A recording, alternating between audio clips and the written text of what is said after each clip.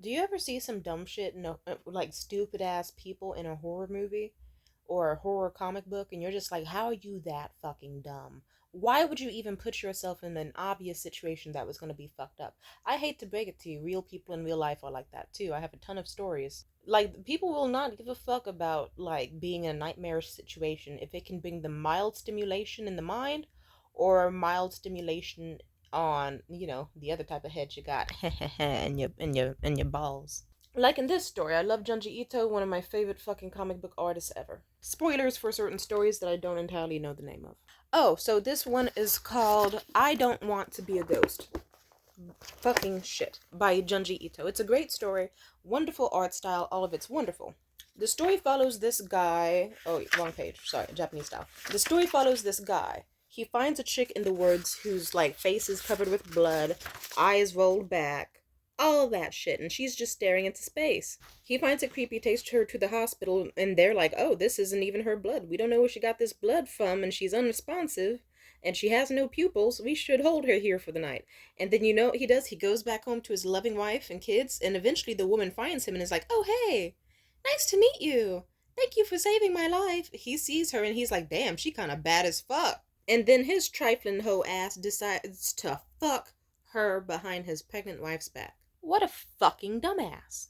You saw some chick looking like the Grudge mixed with Carrie in the woods, and you said, safe person to be around. And then guess what? They fuck around some more. They're having fun. He wakes up the next morning. She's covered in blood again. And he's like, "I'm not bleeding and she's not bleeding. This is fucking weird." And he eventually starts feeling bad and shit. And he was like, "Okay, that's kind of weird and I don't want to continue this further. I got a family to think about," which he should have been in the first place. Like, you got a pregnant wife at home who could pop any fucking second and you're trying to get your dick wet? Nasty motherfucker. Anyway, she tells the wife. The wife tries to kill them both. The wife actually ends up killing herself instead and the baby. And then you want to know what happens?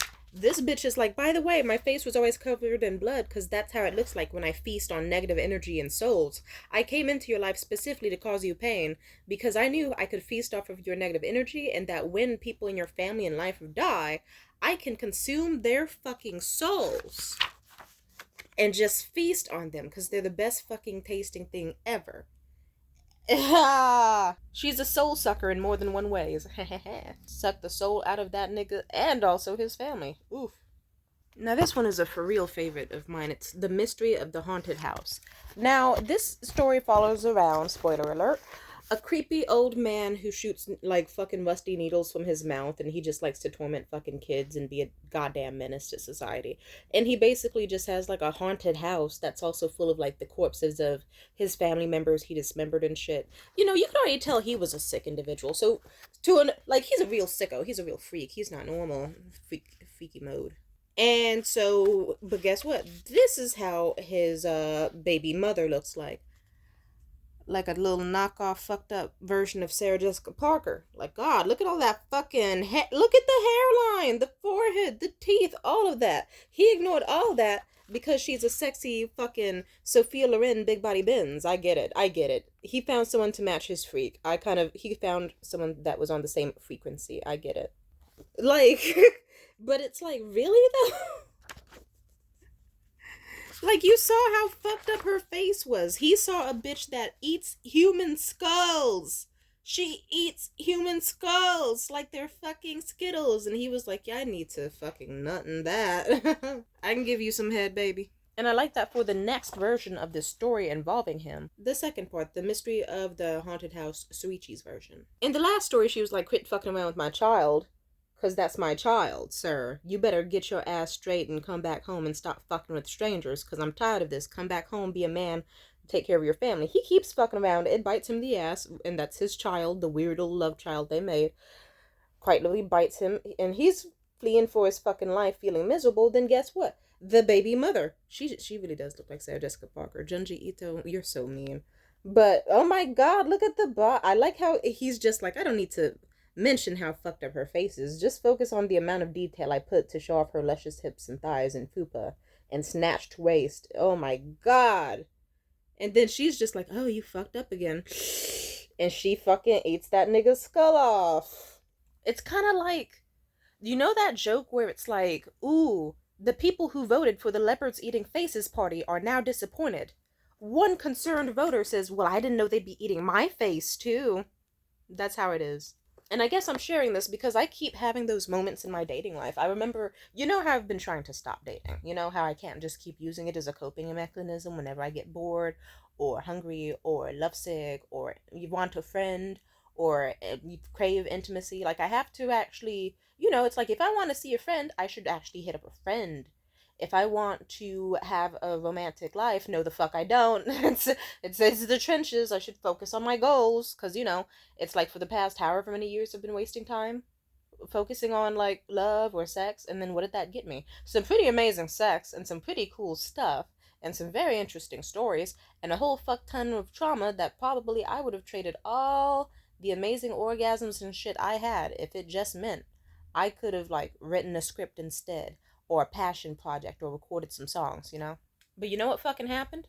I decided that I would just tell people off the bat. If they tried to date me or approach me, I would say this exact thing. I'd say, oh, I'm sorry, I can't date you. And if they said, why not? I'd say, oh, I'm a gold digging harpy. I like to use men for their money. And then on top of that, I've been threatened with multiple restraining orders. So I'm going to tell you what happened the last time I said that. Some guy met me in public. He was very boring and not very cute. It's just like, okay, this guy is a guy. It's just some dude. And he was feeling me more than I was ever feeling him. Like, it was actually, I don't even know how to explain how bad conversation was with him, but one can say he was Peruvian and there was a language barrier, and me and my speech impediment and language barriers, we don't mix. I was talking to this man, I left. He tried to message me later when I got home. He was like, oh, so what's up? When can I see you next? And I knew what that meant. I was like, oh, I'm sorry, man. I'm not trying to date. And he said, oh, why not? I really want to have the chance. I said, oh, because I'm a gold digging harpy. I like to use men for money. I've been threatened with multiple restraining orders. I've been going really insane on people lately. And I'm a danger to myself and others. You want to know what this nigga said? He said, well, I got money. So there's no problem with that.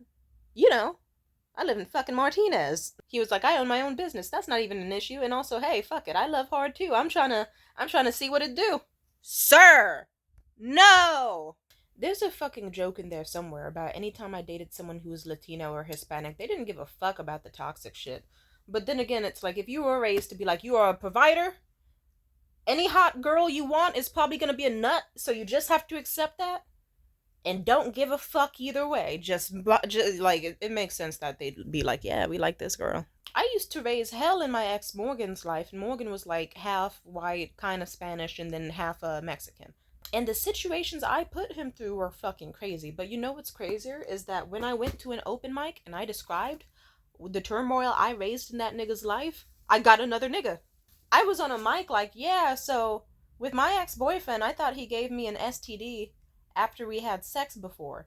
And so I'm a crazy bitch. I contacted every single member of his family, even his extended family, and was like, this nigga, and I said his full legal name, gave me throat gonorrhea.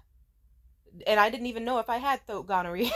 I just thought I did because I sucked his dick, and then afterwards, for like a few days, my throat was burning, and I could have sworn that when I looked in the mirror, I saw some shit back there, and I didn't have enough money to go back to the hospital, so I don't know, I panicked, and I was being annoyed. He was ghosting me anyway. There's no excuse. It was a terrible thing. But yeah, but then again, I did look in the mirror, and I did think I saw parts of my throat that were black, and the back of my throat is like pinkish red, so it should not be black. I don't know why it was black. Maybe it was just some bad shadow angle. I don't know. But I panicked like hell. Like, if this nigga gave me throat cancer with his dick, with his hoe trifling ass, I'm going to lose ever loving shit. I was like, I'm going to throw a brick through that nigga's window. But you know what happened? He hit me up like the next day or so, and he sent me a text that was like, I got STD tested. I don't have gonorrhea. You don't have gonorrhea. Please stop contacting my family. And can we have sex again? Morgan did not give an entire shit. And you know what's funny? We dated for an entire year after that happened. And what's wilder is that, when we broke up, in that same month of the breakup, like a week later, I went on to 2 different open mics and told that story. Did people laugh? No, they looked at me in fucking horror. But you know who looked me in the eye? But my next boyfriend was in the audience. And he just kind of watched the entire performance and hung on to every word. And all he could think was, God, she's really fucking pretty. And there goes 6 months of hell. Of him causing it to me. I treated him pretty well. That rhymes. There was this guy I hooked up with recently after I broke up with the 6 months guy, you know, because that crashed and burned. And oh my god, like, in a nutshell, he was a sexually abusive boyfriend and like emotionally abusive and stuff. Which, of course, it's like if you do date someone who's a nut, you're probably gonna be a nut yourself. It makes sense. Nutty people are kind of like drawn to each other like fucking magnets, dude. It's like a weird subconscious thing. Or it's weird because I went in like I'm gonna love this dude and absolutely not be evil to him, and he went, ah, cool. She's trying not to be evil and she's trying to be sweet and loving. I should do exactly all the same things that her ex did that made her crash out. Because I want to see if I could get away with it. No, the fuck he didn't. He's lucky he didn't get a brick through the window or a fucking fist through the face, if I'm gonna be honest. But that's just me though. Yeah, he's disgusting. Let's not even think about him. Fuck him. Now, you know what did happen though? I met this guy. He was pretty cute. He was sweet. I was feeling him. He was feeling me. I was like, he's got nice thighs and curly hair, and I like his nice little warm brown eyes. He seems comfortable. And then after a while of talking, the idea of hooking up came into play. But then I could tell that I was really just like still traumatized from my ex before him. And I needed to heal, and I did not need to be in any sexual encounter. Plus, I could tell that my period was gonna start, and it was causing me. I have a premenstrual dysphoric disorder, if you're wondering what that means. It's not an excuse, it's an actual thing, but basically, if someone has like mental disorders or conditions that are extremely, like, that can be volatile, it can be worsened dramatically hard by so basically, you know how some people have PMS where like their period's about to start and they get like a little bit more snappy or a little more sassy or a little more huffy. For me, it's like suddenly I want to kill motherfuckers. It's like suddenly I'm cursing out 8 people in one fucking day and saying vicious things that I have kept in my heart and my soul for months or years. Suddenly, I feel like just taking myself off this motherfucking planet and bringing some motherfuckers with me if they're unlucky enough to get on my bad side. So it's very much not good. I have to make sure I take ashwagandha and drink tea and stuff, or else my hormones in balance are gonna really, really fuck shit up. But you know it's funny because every time I actually get very close, very, very close, just yeah, then I feel the blood run down my legs, and I'm like, oh, okay, I just need a nap and a day off then. I knew I wasn't a weak bitch. Why was I gonna take myself off the planet because my DoorDash order came wrong? You know, shit like that. Anyway, it's a serious condition. If you know anyone, like, it does help to bring it up to people who you think might have it because, like, recommend they get on some, like, ashwagandha, maca root, peppermint tea. Those can, like, or if they want to even try to speed run ending their period, saffron tea. That has always worked for me. Now, moving on. Yeah, I remember I straight up told this nigga, oh my god, the dude I was gonna hook up with, fine ass motherfucker, but not very smart. I remember I was trying to talk to him because it was late at night. I was at my job. I was like, hey, listen, dude, I feel like really, really, really, really bad. Like my head is spinning and I'm twitching and shaking and sweating. And I don't think we should meet tomorrow. It's just such a bad idea. And I'm still traumatized off of the sexual abuse and the weird shit that happened with my ex. I think actually sex is not what I need. I really need some sort of like friendship or connection. And if you can't be that, I understand. But I can't. Yeah. I tried to be nice and just hint that we couldn't. You want to know what this nigga did? He was like, ooh, tell me how you want to suck my dick. Which positions do you like? I said, excuse me? And and I was like, okay, this guy's a fucking idiot. I tried to be more blunt. I was like, I feel like I'm actually going to lose my ever loving shit on the next person I meet. I'm feeling incredibly suicidal and depressed. I'm feeling terrible. Sex is not what I need, and I don't want you to talk about sex with you, and we can't meet tomorrow. He was like, oh, tell me how you're sucking dick. And he sent me a photo of his dick as he was watching Sex in the City, which also was a little bit, it's like, I don't know. Something about him watching Sex in the City and like the least attractive character on that show was on screen, not Sarah Jessica Parker, the redhead one. And he just thought, oh, my dick's hard and I'm thinking of Timidity. Fuck you. And it's also like, nigga, you should be caring about the context. Anyway, it took like 8 different variations of I have been threatened with restraining orders. I am an unsafe person. I feel homicidal. I feel suicidal. And honestly, from the way you're handling this, I feel like beating the shit out of you. There's a chance I would even meet up with you not to have sex, just to fairly bite into your neck. And like a fucking, and just eat your fucking head off. And then it started to click for him like, oh, to me, it might be a little crazy. Just a little bit. He was like, yeah, maybe you shouldn't meet. Anyway, we met up. Dick was bomb. And the drama was even more explosive. And yeah. Turns out that when a chick gives you all the foreshadowing in the world, you should fucking take it and run the opposite direction. You should not go, I'm gonna stick my dick into this girl who obviously has high attachment issues and some sort of feelings for me, sadly, and really, really needs a friend or romance. I should instead offer her dick. When she said it's the least thing she needs and how she gets extremely attached and obsessive after sex as well. Anyway, so you can't stick your dick in crazy and then be shocked that you get crazy. It's like, yeah, then he was like, oh god, she keeps texting me this, she keeps doing that, she keeps leaving me weird sporadic voicemails when she's having episodes. What the fuck is going on? She's freaking me out. Yeah, nigga, I don't know. I don't know. It's like sometimes I just meet niggas and they're the types, they're really stupid. In fact, it's like they're just like, yeah, you know what? I say I don't want drama, but I'm gonna go. Actually, yeah, fuck. There's even more. I have a million stories of this.